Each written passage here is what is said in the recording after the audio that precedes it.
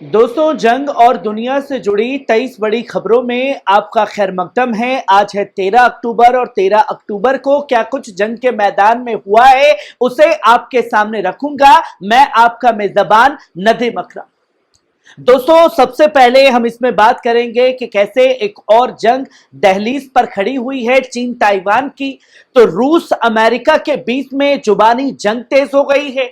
वहीं इजराइल के आतंकी हमले जारी हैं, तो वहीं हिजबुल्लाह लगातार अपना कहर इजरायली फौज के ऊपर बरसा रहा है। इराक से लेकर के सीरिया तक, सीरिया से लेकर के बात करें ईरान तक, और ईरान से लेबनान, गाजा और रशिया के बीच में क्या कुछ चल रहा है, ये तमाम बड़ी खबरें आपके सामने रखूंगा। पर सबसे पहले अपील कि पल पल न्यूज को सब्सक्राइब कीजिए, बेल आइकॉन दबाइए, वीडियो को ज्यादा से ज्यादा शेयर कीजिए, लाइक कीजिए, कमेंट कीजिए और सच्ची पत्रकारिता को बचाने के लिए चैनल को ज्वाइन कीजिए।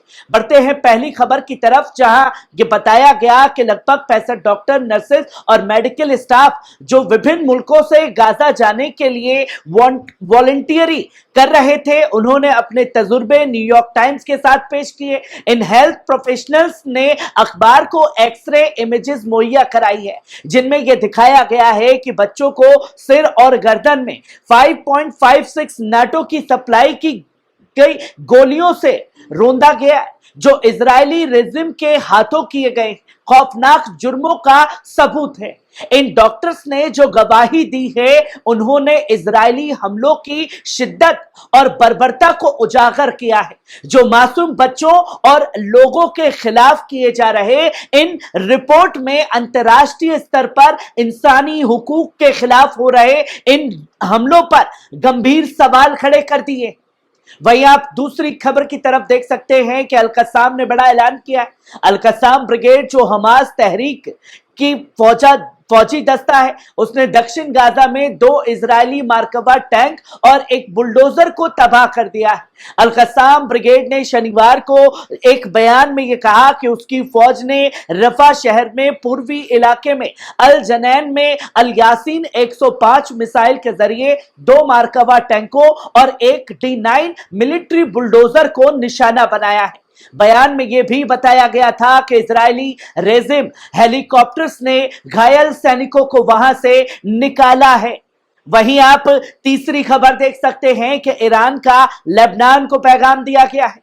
ईरान के संसद स्पीकर मोहम्मद बाकिर कालिबाफ ने लेबनान को जंग से प्रभावित हालात में मदद भेजने के लिए ईरान की तत्परता जाहिर की है। शनिवार को बेरूत में लेबनान के प्रधानमंत्री नजीब मिकाती से मुलाकात के बाद एक प्रेस कॉन्फ्रेंस में ईरानी संसद के स्पीकर ने यह साफ तौर पर कहा कि ईरानी हुकूमत और कौम लेबनान के बेघर और जंग से प्रभावित लोगों की मदद के लिए पूरी तरह से तैयार है। उन्होंने बताया कि ईरान व्यापक राहत सामग्री भेजने के लिए एक हवाई कॉरिडोर के जरिए यह मदद पहुंचाने के लिए पूरी तरह से तैयार है। कालिबाफ जो उसी दिन लेबनान की राजधानी पहुंचे थे, उन्होंने लेबनान के संसद स्पीकर नबी बेरी से भी मुलाकात की है। वहीं आप चौथी खबर देख सकते हैं कि सिर्फ पैगाम ही नहीं, ईरान ने मदद भी भेजी है। ईरान ने इजरायली रेजिम के लगातार हमलों के बीच लेबनान को चौथी बार मेडिकल सप्लाई भेजी है, जिससे मुल्क का हेल्थ केयर सिस्टम पूरी तरह प्रभावित हुआ है। ईरान की रेड क्रिसेंट सोसाइटी यानी कि IRCS के तहत और इमदाद तंजीम के सरबराह बाबक महमूदी ने शनिवार को इरना न्यूज को बताया कि 3 टन मेडिकल सप्लाई उसी फ्लाइट के जरिए लेबनान भेजी गई है, जिसमें संसद के स्पीकर मोहम्मद बाकिर कालिबाफ बेरूत पहुंचे थे।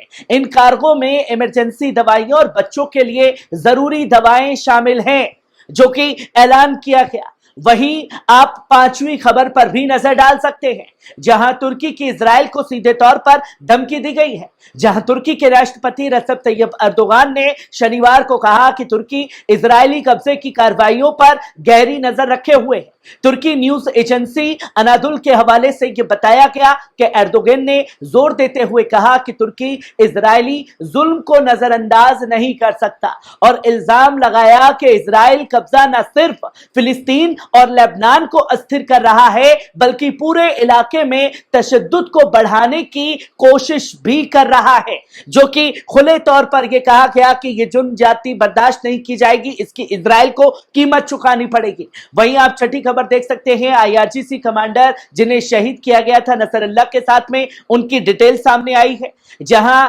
कमांडर मेजर जनरल अब्बास नीलफरोशान जिन्हें सितंबर के आखिर में लेबनान में इजरायली हवाई हमले में शहीद कर दिया गया था, उनके जनाजे की तकरीबात अगले हफ्ते इराक के नजफ और करबला और ईरान के मशहद और तेहरान में आयोजित की जाएगी।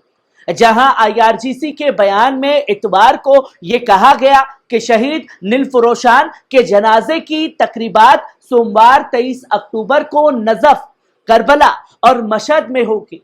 बयान में यह भी बताया गया है कि दूसरी तकरीब तेहरान में 24 अक्टूबर को इमाम हुसैन चौक पर होगी, जिसके बाद शहीद नीलफरोशान को जनाजे में उनके वतन इस्फहान भेजा जाएगा, जहां गुरुवार 26 अक्टूबर को उन्हें सुपुर्द खाक किया जाएगा, तकरीबन 1 महीने बाद।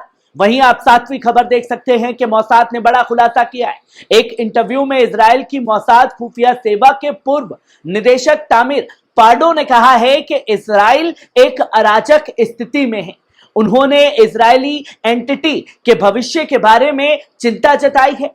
पार्डो ने कहा कि अगर इजराइल अपनी मौजूदा नीतियों पर कायम रहता है तो इस रेजिम में के लिए सबसे बड़ा खतरा इसके अपने ही ढांचे से उत्पन्न होगा, ना कि बाहरी तत्वों से, जो कि यह अंदेशा जताया है कि खुद बेमौत अपने ही लोगों से मरने वाला है बेंजामिन नेतन्याहू। वहीं आप 8वीं खबर देख सकते हैं कि 36 लोगों को गाजा में शहीद किया गया है। जायोनी रेजिम के हमलों ने शनिवार को गाजा पट्टी में 36 फलस्तीनी नागरिकों को शहीद कर दिया। अल जजीरा के अनुसार गाजा पट्टी में अस्पताल के स्रोतों ने यह बताया कि अल नुसरत कैंप में एक आवासीय पर बमबारी में एक परिवार के 8 सदस्य शहीद हो गए।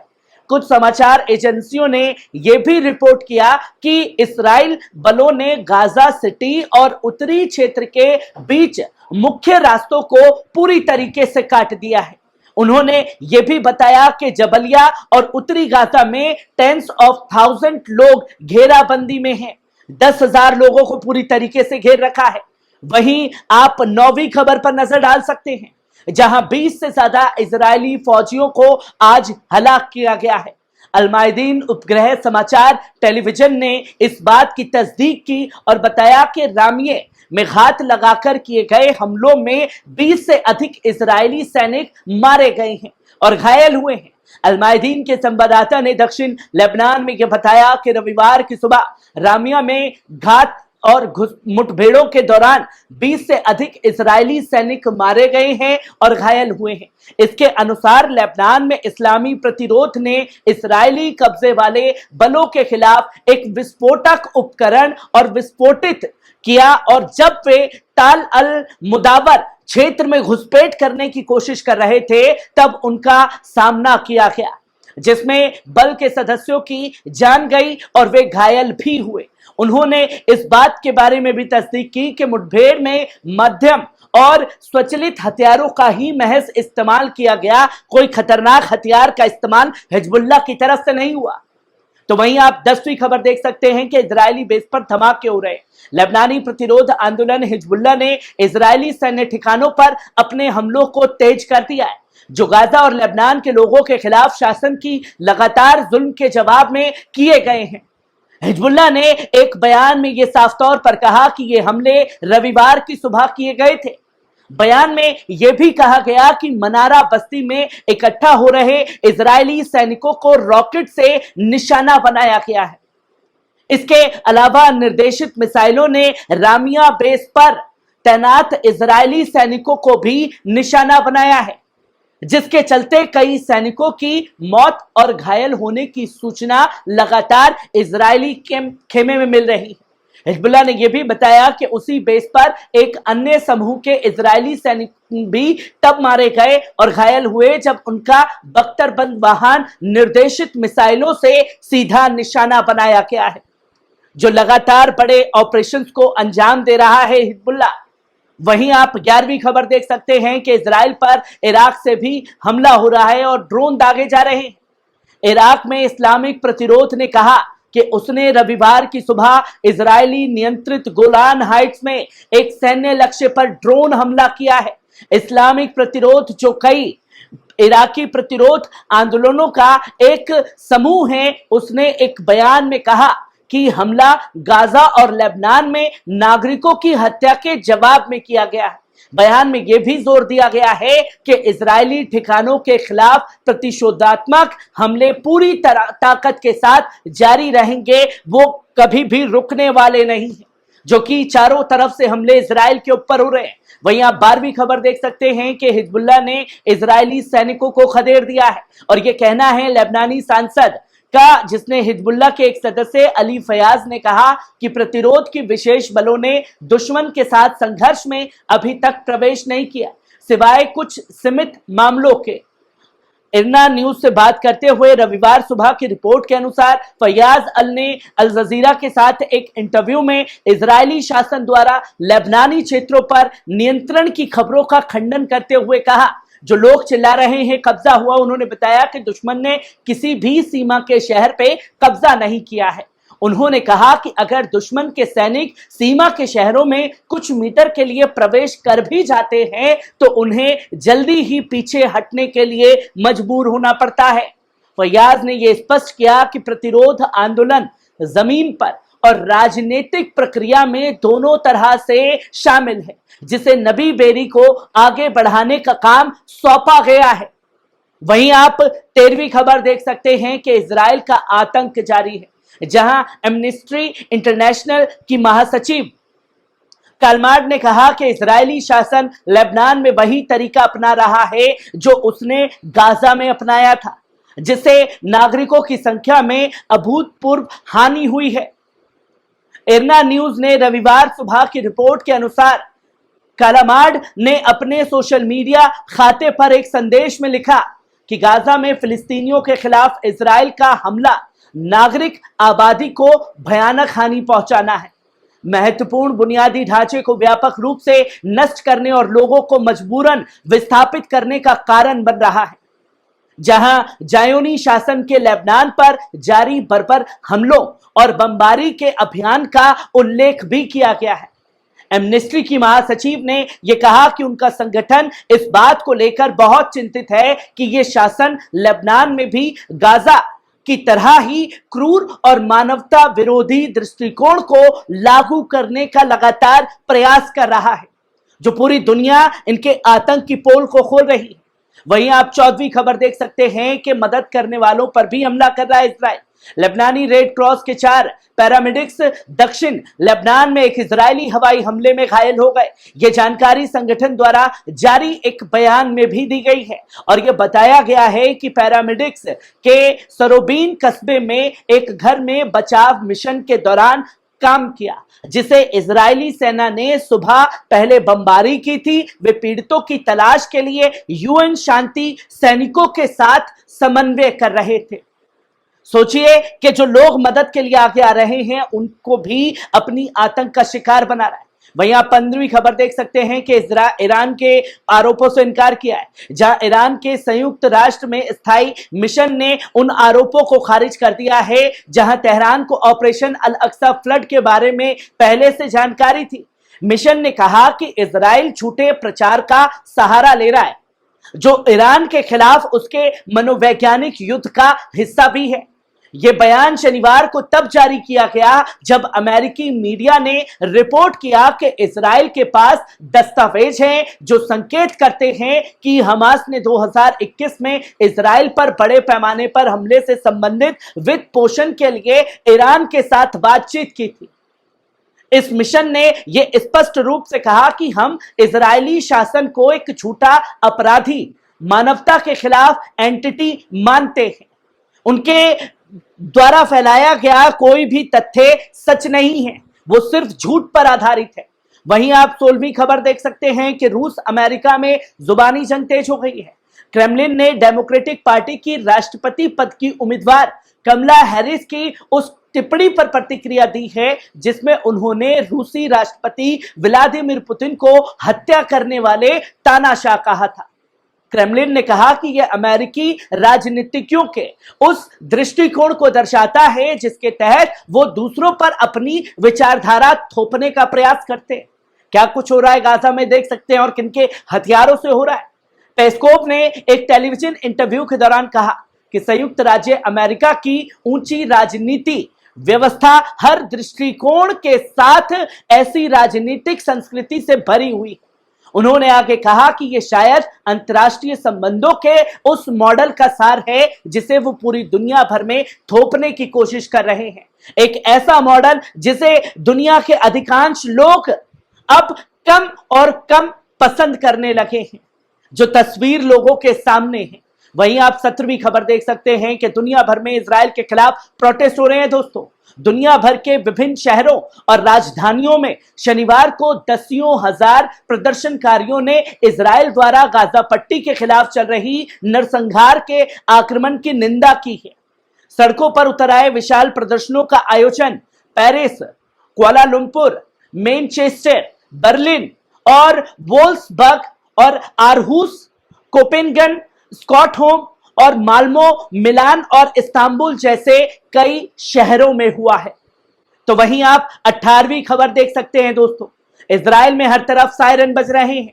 इजरायली मीडिया की रिपोर्ट्स के अनुसार मध्य गलील, नहारिया और हाइफा तक के क्षेत्रों में सायरन की आवाजें इस वक्त सुनाई दे रही हैं।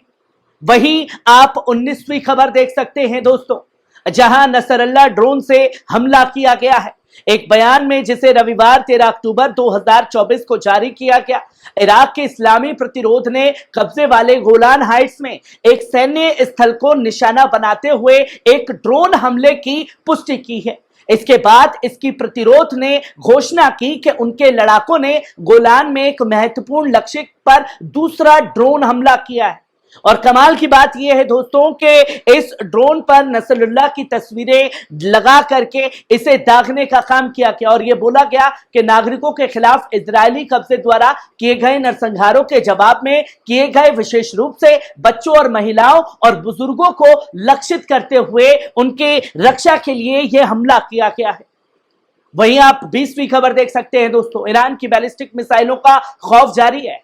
इजरायली मीडिया की रिपोर्ट्स के अनुसार संयुक्त राज्य अमेरिका ने पहली बार इजराइल को बैलिस्टिक मिसाइलों को इंटरसेप्ट करने के लिए एक एयर डिफेंस बैटरी प्रदान की है। यह कदम हालिया ईरानी प्रतिशोध हमले के जवाब में इजराइल की तहत उठाया गया है। इन बैटरियों का संचालन इजराइल में तैनात अमेरिकी सैनिक करेंगे और जो ये सोच रहे थे कि कुछ नहीं हुआ, उसे बैलिस्टिक मिसाइलों को रोकने के लिए अपने संयंत्र भेजने पड़ रहे हैं। वहीं आप 21वीं खबर देख सकते हैं कि इजरायली फौज पर हिजबुल्लाह का कहर लगातार जारी है, जहां शनिवार 12 अक्टूबर को इजरायली कब्जे को लेबनान में इस्लामी प्रतिरोध की ओर से भारी गोलीबारी का सामना करना पड़ा, जिसने एक दिन में 27 ऑपरेशनों की जिम्मेदारी ली। वहीं विशेष रूप से प्रतिरोध ने शनिवार को 25 ऑपरेशनों को अंजाम दिया, जिसमें से 2 अतिरिक्त ऑपरेशन शुक्रवार 11 अक्टूबर से थे, जिनकी जिम्मेदारी शनिवार को ली गई। वहीं दिन भर प्रतिरोध ने दोपहर 12:20 पर इजरायली ठिकानों के खिलाफ 5 ऑपरेशनों की अभी तक घोषणा कर दी है।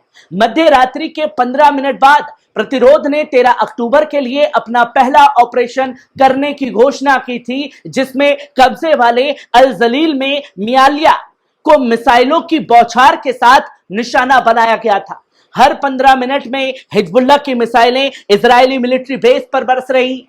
वहीं आप 22वीं खबर देख सकते हैं कि चीन ताइवान टेंशन चल रही है। ताइवान ने रविवार को बताया कि एक चीनी युद्धपोत जो है समूह द्वीप के दक्षिण की ओर बढ़ रहा है, जबकि चीन की सेना ने एक वीडियो जारी किया है जिसमें यह कहा गया है कि वे युद्ध के लिए तैयार है। ताइपेई में चीनी युद्ध अभ्यासों की संभावना को लेकर चिंताओं के बीच यह घोषणा की गई है। चीन जो लोकतांत्रिक रूप से संचालित ताइवान को अपने क्षेत्र के रूप में देखता है, ताइवान के राष्ट्रीय लाई चिंगते और अलगाववादी मानता है, और चीनी सेना नियमित रूप से द्वीप के चारों ओर गतिविधियां करती हुई दिखाई दे रही है। साफ तौर पर चीन ने अमेरिका के एक और साथी को ललकार दिया है। वहीं आप 23वीं खबर देख सकते हैं कि इजराइल की ताकत बढ़ाई जा रही है। अमेरिकी सेना ने इजराइल में रणनीतिक स्थलों की सुरक्षा के लिए अपने वायु रक्षा सिस्टम तैनात शुरू कर दिए हैं। यह कदम इजराइल की मौजूदा वायु रक्षा प्रणाली की क्षमता को बढ़ाने के लिए उठाया गया है, खासकर हाल के समय में बढ़ती सुरक्षा चुनौतियों को देखते हुए। इससे यह साफ तौर पर सवाल उठता है कि इजराइल की अपनी वायु रक्षा प्रणाली जैसे कि आयरन डोम और डेविड सीलिंग की स्थिति क्या है। इजराइल की वायु रक्षा प्रणाली पहले से ही उच्च स्तर की तैयारियों में थी, लेकिन नए खतरों और आक्रमणों के मद्देनजर अमेरिका का यह कदम उस सुरक्षा को और मजबूत करने की कोशिश की गई है। तो खौफजदा है इजराइल और अमेरिका ईरान के होने वाले हमलों से। आपको कैसी लगी यह खबर? कमेंट बॉक्स में आकर के अपनी राय देना ना भूलिएगा। शुक्रिया।